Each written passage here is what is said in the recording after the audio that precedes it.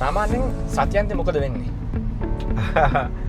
Weekend එකේ ගත්තොත් ඉතින් මෙහෙමයි ජර්නි එකේ එක කාලවලදී ඒක වෙනස්. ඉතින් දැන් මුල්ම කාලේදී නම් ඇත්තටම වීකෙන්ඩ්ස් කියලා නෑ. සමහර වෙලාවට අපි හැමතිස්සෙම වැඩේනේ ඉන්නේ ඔන්ටර්ප්‍රෙනියුවල් ජර්නි එකක. එතකොට ඉතින් ඇත්තටම අපිට සමහර වෙලාවට පුද්ගලික ජීවිතේත් යම් කිසි දේවල් කොම්ප්‍රොමයිස් කරගෙන අපේ ඔන්ටර්ප්‍රෙනියුවල් දේවල් වලට යොදවන්න සිද්ධ වෙනවා.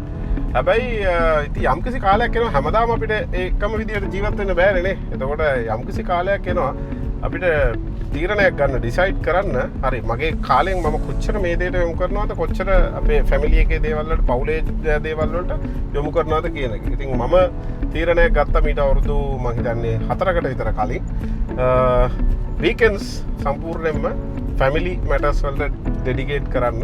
ඉතින් එතනින් පස්සේ අතරම මම වීකෙන්ඩ්ස් වල කිසිම වැඩක් වැටුණාට මේ වෙනකොට අතරම වැඩ කියලා ගොඩක් වෙලාවට වැටෙන්නේ ඉන්විටේෂන්ස් තමයි ඉස්කෝලවල යුනිවර්සිටිස් වල එහෙමත් නැත්නම් එක එක ක්ලබ්ස් වල එක එක අයගේ ආරාධනා ලැබෙනවා එක එක ඉවෙන්ට්ස් වලට සහභාගී වෙන්න. ඉතින් හැබැයි ගොඩක් පුළුවන් හැමතිස්සෙම සහභාගී වෙනවා. හැබැයි ප්‍රතිපත්තියක් විදියට මේ වෙනකොට වීකෙන්ඩ් සම්පූර්ණයෙන්ම ඒවා බාර ගන්න එක නතර කරලා තින්නේ. ඒක සම්පූර්ණයෙන්ම ඉතින් මගේ ෆැමිලි එකට දරුවන්ට විශේෂයෙන්ම සෙන්සුරාදා මේ වෙනකොට මගේ පොඩි දෙන්නම ස්විමින් ප්‍රැක්ටිස් යනවා. ඉතින් ඒ දෙන්නවා ගිහින් බස්සනවා එතනට වෙලා ඉන්නවා. ඉතින් ඒගොල්ලොත් එක්ක කාලේ ගත කරනවා. සහ ඉරිදා දවසේදී ඒගොල්ලන්ගේ දහම් පාසල් එක්කගෙන යනවා.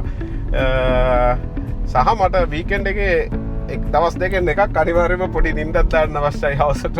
ඒ නිින්ද නැති වුණොත් එහෙම ඊළඟ සතියෙම පොඩ්ඩක් අපේ සෑහෙන ඩල් එකේ යන්න. ඉතින් ඒ නිසා ওই දවස් දෙකෙන් එකක පවුලත් එක්ක ෆැමිලි එකත් එක්ක කොහේ හරි යන්න හෝ මොන හරි දේවල් වලට ගත කරනවා.